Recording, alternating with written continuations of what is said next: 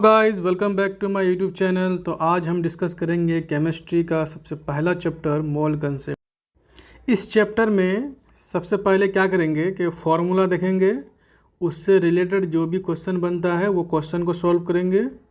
तो देखते हैं, सबसे पहला फॉर्मूला है जैसे एटॉमिक मास और मोलिकुलर मास, ये मतलब ये टॉपिक है, इसको देखते हैं। सबसे 1 AMU इक्वल टू होता है 1.66 इंटू 10⁻⁻24 ग्राम होता है। इसी को ऐसे लिख सकते हैं 1/Na एवोगाड्रो नंबर, इसी का वैल्यू होता है। ठीक है, तो Na का वैल्यू कितना होता है? Na का वैल्यू होता है 6.02 इंटू 10⁻23 होता है। ठीक है, उसका मतलब रिलेटिव एटॉमिक मास क्या होता है? तो रिलेटिव एटॉमिक मास होता है कि मास ऑफ एन एलिमेंट, कोई भी एलिमेंट जिसका रिलेटिव मास निकालना है उसका मास लेना है और कार्बन 12 के 12वें भाग से उसको रिलेट करना है, तो वो क्या होगा? रिलेटिव मास होगा। ये कार्बन 12 क्या होता है? जैसे ये कार्बन मान लिए, ठीक है, इसका 12 भाग कर लिए। कितना भाग कर लिए? 12 भाग। उसमें से एक भाग से उसको रिलेट करेंगे तो उसको क्या बोलेंगे? Relative atomic mass. देखो, इसका ये दिया हुआ स्टेटमेंट दिया हुआ कि atomic mass of an element tell us how many times of atom of the element is heavier than 1/12 of an carbon atom। तो इसी को हिंदी में लिखा हुआ देख लिए। किसी तत्व का परमाणु द्रव्यमान हमें बताता है कि तत्व का परमाणु कार्बन के एक परमाणु के 12वें हिस्से का कितना भारी है। बात समझ गए? तो चलो कुछ और पॉइंट देख लेते हैं, उसके बाद क्वेश्चन देखेंगे। जैसे लिए एक एग्जांपल लेते हैं कि मास ऑफ एन एटम, यानी कि हाइड्रोजन एटम का मास दिया कितना? 1.6 इंटू 10⁻⁻24 ग्राम।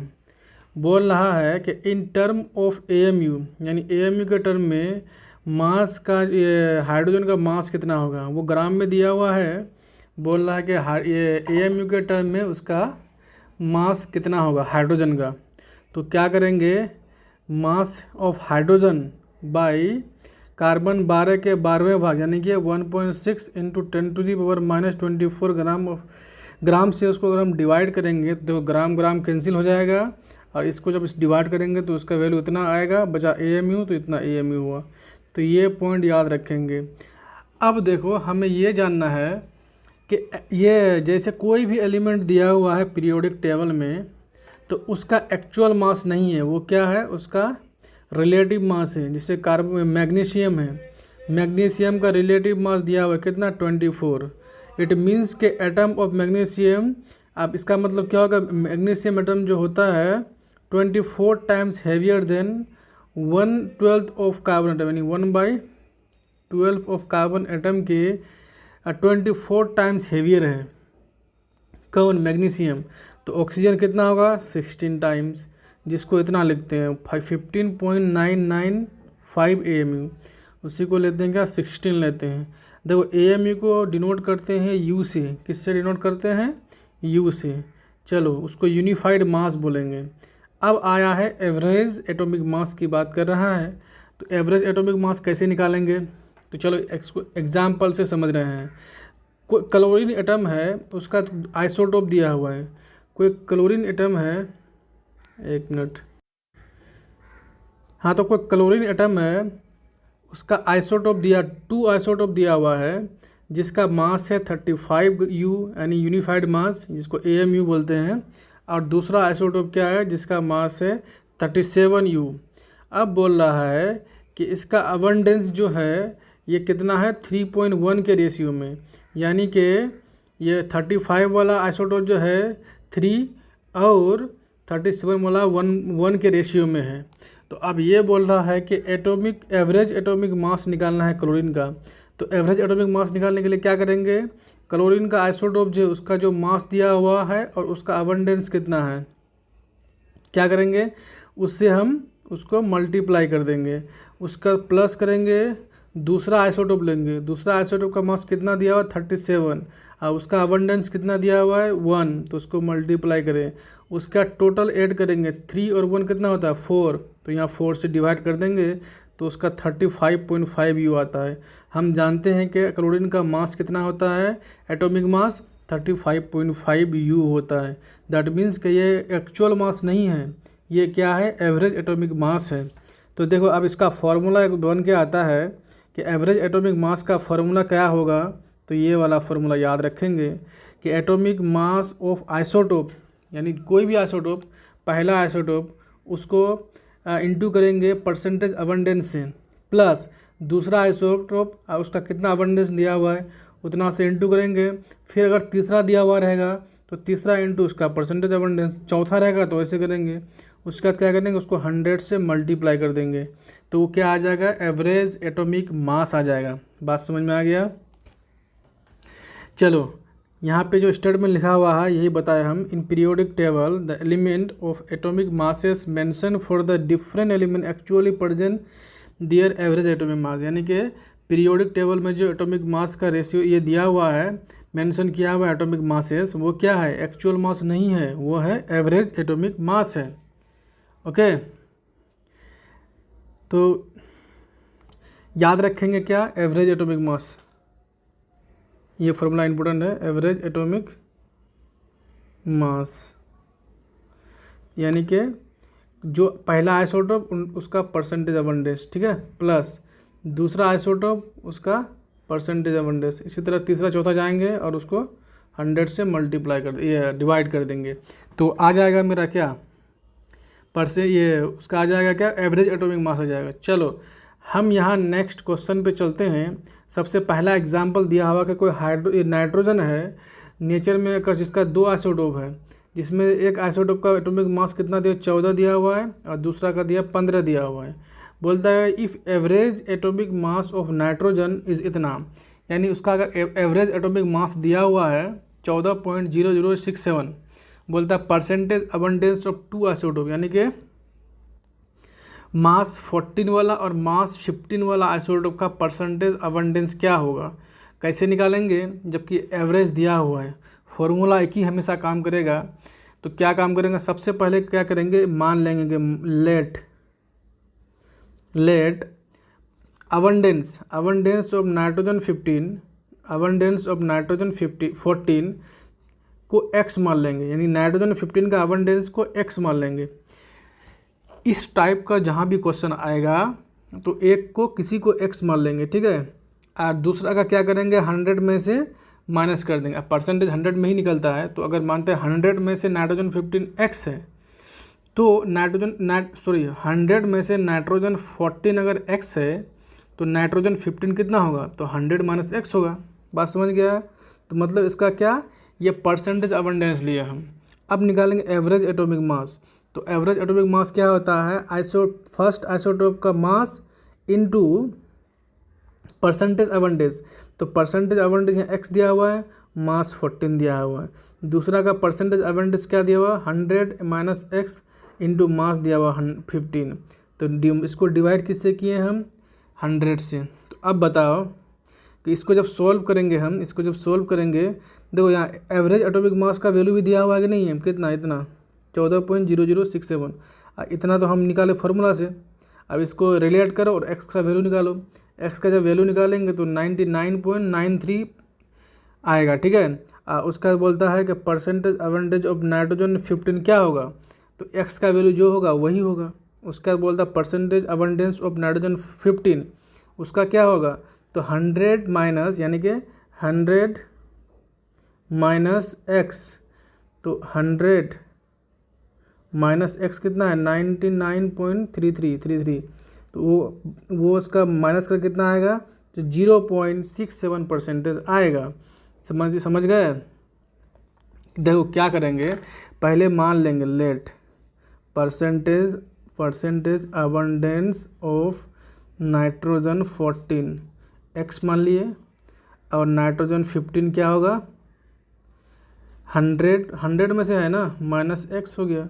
फॉर्मूला में पुट कर देंगे x into 14 plus 100 minus x into क्या करेंगे, बोलो, ये कितना दिया, 15 बटे 100 कर देंगे, और इसका वैल्यू कितना दिया हुआ, 14.006 दिया हुआ है कि नहीं है। इसको रिलेट करेंगे, एक्स का वैल्यू निकालेंगे तो वो आ जाएगा किसका, नाइट्रोजन 15 का। उसके बाद एक 100 माइनस एक्स करेंगे तो ये आ जाएगा नाइट्रोजन 15 का। नाइट्रोजन 14 का एक्स आया, नाइट्रोजन 15 का कितना आ जाएगा, एक 100 माइनस एक्स आ जाएगा। ये सही बनाते हैं। चलो ये क्वेश्चन देखते हैं, यहाँ पे सोल्व किया हुआ क्वेश्चन हो गया। ओके चलो नेक्स्ट क्वेश्चन क्या है। क्वेश्चन बोल रहा है कि 2 आइसोटोप है बोरोन का, किसका, बोरोन का। तो क्या क्या है देख लेते हैं। एक है क्या, बोरोन 10, दूसरा है बोरोन 11। समझ में गया। अब क्या दिया हुआ उसमें, और क्या दिया हुआ देखते हैं। दिया हुआ कि average atomic mass of boron इतना, यानी बोरोन का एवरेज एटॉमिक मास कितना दिया हुआ है, बोलो। अरे एक सेकेंड, चलो बोरोन 10 दिया हुआ है, बोरोन 11 दिया हुआ, एवरेज एटॉमिक मास दिया हुआ है कितना, कितना दिया हुआ है, एवरेज दिया 10.80, बोलो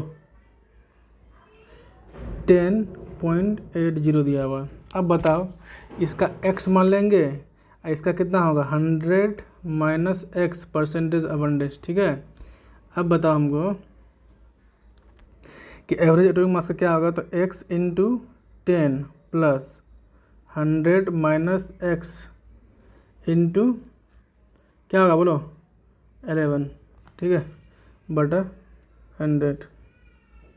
तो इसको x को सॉल्व करेंगे, जब सॉल्व करेंगे तो क्या आ जाएगा, बोरोन 10 का परसेंटेज आ जाएगा। उसको इससे माइनस कर देंगे, 100 माइनस वो कर देंगे तो क्या 100 माइनस कर देंगे, 100 से माइनस कर देंगे x को तो 11 का आ जाएगा। बात समझ गए कि नहीं समझे। चलो ऐसे ही हम यहाँ पे भी करके दिखाएंगे, ठीक है, कर लेना आप। चलो नेक्स्ट क्वेश्चन को बोल रहा है कि कार्बन दिया हुआ है, जिसका आइसोटोप दिया है कार्बन 12 दिया हुआ है,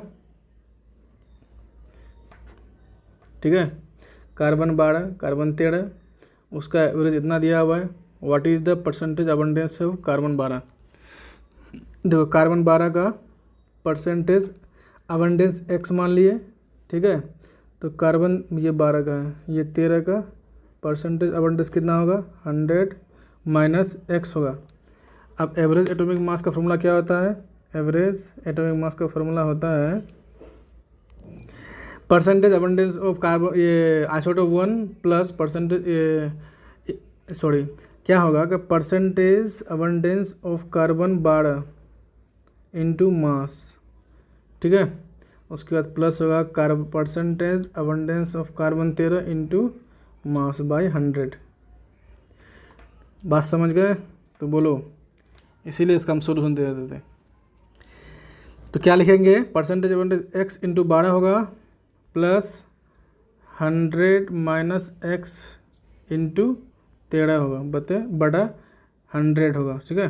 तो यहाँ से x का वैल्यू निकालेंगे, जो भी निकलेगा वो आंसर होगा, आप बना लीजिएगा, ठीक है। चलो नेक्स्ट क्वेश्चन पे चलेंगे।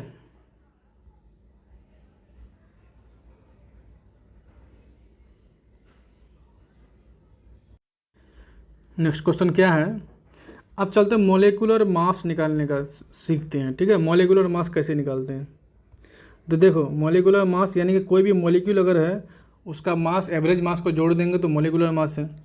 तो मोलिकुलर मास देखो हाइड्रोजन का 2 होता है, ऑक्सीजन का 16 होता है, एवरेज एटॉमिक मास कितना होगा, तो इसका 18U, यानी कि इसका ये मोलिकुलर मास, क्योंकि मोलिक्यूल है तो मोलिक्यूल का जो मास होगा वो मोलिकुलर मास कहलाएगा। H2SO4 का 2 प्लस हाइड्रोजन का 2, ऐसे लिखो, ऐसे सॉरी कैसे लिखेंगे, ऐसे लिखते हैं। देखो हाइड्रोजन का कितना है 2, वो यहाँ पे इसको मिटा देते, ठीक है। तो हाइड्रोजन देखो 2 है और उसका मास कितना 1 होता है, प्लस सल्फर कितना 1 है, उसका मास 32 होता है, प्लस ऑक्सीजन कितना है 4 है, उसका मास 16 होता है। आप बताओ कि ये 2 + 32 + 16 चौके 64 हो गया, तो इक्वल टू कितना होगा बोलो, इक्वल टू होगा 4 × 6 = 4, बताओ कितना होगा, 2 × 4 = 8, उसके बाद 2 × 6 = 98 होगा, 98 U इसका। उसी तरह क्लोरीन का निकालेंगे, ये सोडियम और क्लोरीन का जोड़ देंगे तो आ जाएगा, उसी तरह इसका भी निकाल लेंगे, वही होगा मोलिकुलर मास। इससे रिलेटेड कुछ क्वेश्चन आएगा, देखते हैं आगे। देखो उससे पहले देखते हैं मोल कंसेप्ट एंड मोलर मास। कहीं पे भी 1 मोल होगा तो इसका मतलब क्या है, 6.022 × 10⁻23, यहाँ क्या है 10⁻23 है, ठीक है, पार्टिकल बोलेंगे।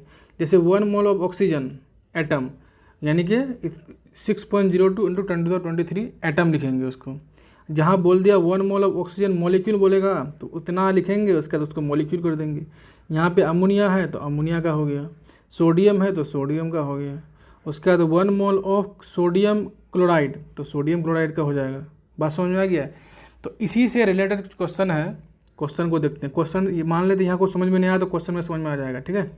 तो हम ये एग्जाम्पल से समझते हैं कि बोल रहा है कि 1 मोल ऑफ सोडियम 6.022 × 10⁻23 है, 10 टू द पावर है, ठीक है, 10 टू द पावर 23 है सोडियम एटम है, जिसका वेट इतना दिया हुआ है। इतना दिया हुआ ना, इसका मतलब क्या समझेंगे कि मोलर मास सोडियम का दिया हुआ है इतना ग्राम, 23 ग्राम दिया हुआ है, ठीक है, ठीक है। हमें सिर्फ एक फॉर्मूला याद रखना है कि नंबर ऑफ मोल का फॉर्मूला याद रखेंगे, ठीक है, इसी से सारा क्वेश्चन बन जाएगा।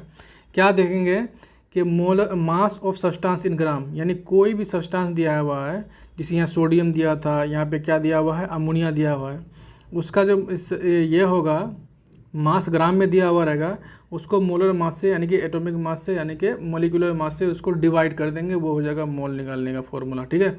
तो मोल निकालने का फॉर्मूला क्या हुआ, मोल इक्वल टू क्या रखेंगे हम, देखो मोल इक्वल टू याद रखेंगे वेट इन ग्राम बटे एटॉमिक वेट, इस फॉर्मूला को याद रखेंगे।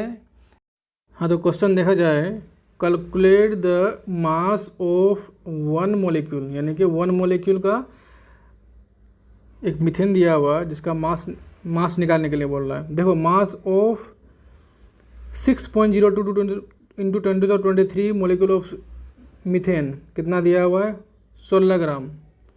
तो बोलता है कि we know mass of 1 molecule, तो मोलर मास बाय Na, अगर मास निकालना है 1 मॉलिक्यूल का तो मोलर मास बाय Na करेंगे तो इसका ऐसे आंसर आ जाएगा, ठीक है। Na का मान कितना होता है, Na का वैल्यू यानी इसको एवोगाड्रो नंबर बोलते हैं, 6.022 × 10⁻23 होता है।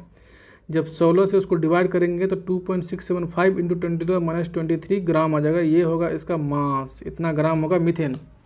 ये तो हो गया भाई जो थ्योरी है उसी से रिलेटेड क्वेश्चन बनाएगा। चलो अब कुछ ट्रिक से बनाते हैं क्वेश्चन, बात समझ में आया।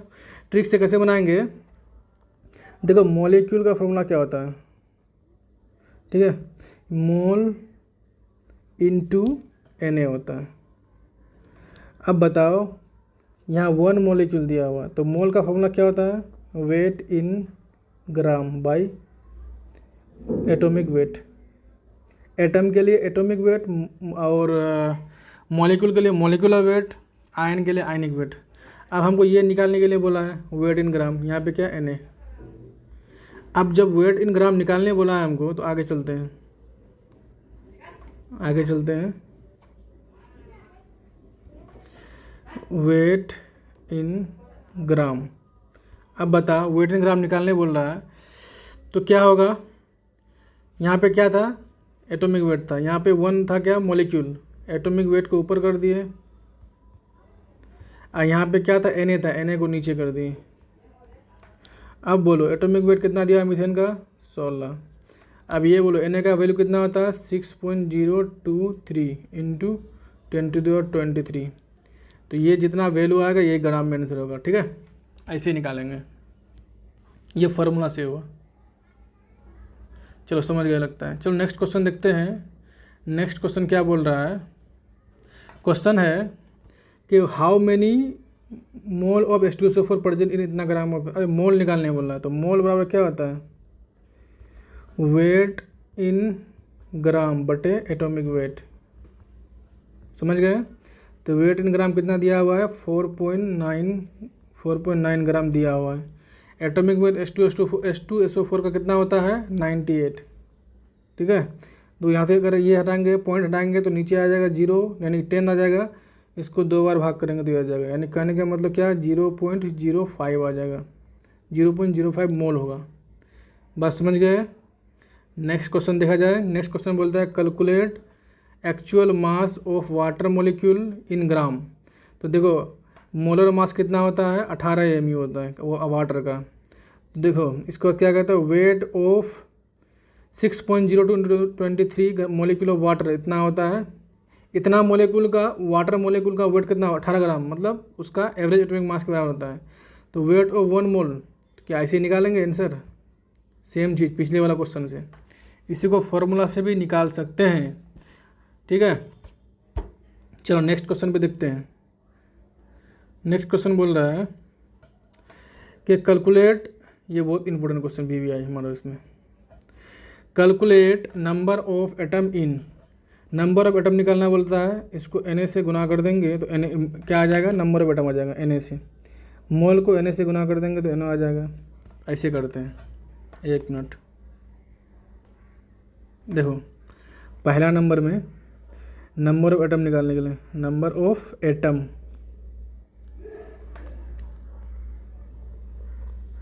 अरे कहाँ से कहाँ पहुँच गया, number of atom equal to होगा mole into Na into total number of atom. टोटल यहाँ पर ऐसे लिखते हैं, यहाँ समझ जाएगा, टोटल नंबर ऑफ एटम। अब देखो मोल कितना, 1, Na है। उसके बाद देखो इसमें कितना है, 2 एटम है, तो यहाँ 2 से मल्टीप्लाई करेंगे। इसका मतलब क्या हुआ, पहला का होगा 2Na और दूसरा का क्या होगा 4Na, तीसरा का क्या होगा, इसका पहले हम क्या निकालेंगे, मोल निकालेंगे। मोल निकालने के लिए क्या करते थे, इसका वेट बटे एटॉमिक वेट, 18 है, यानी कि 0.05 बाई क्या है बोलो, 18। तो ये बहुत कम होगा, इसको इतना Na कर देंगे, इतना Na करेंगे। उसके बाद वाटर में कितना मॉलिक्यूल होता है, 3, तो उसको 3 से मल्टीप्लाई कर देंगे। बात समझ में आया।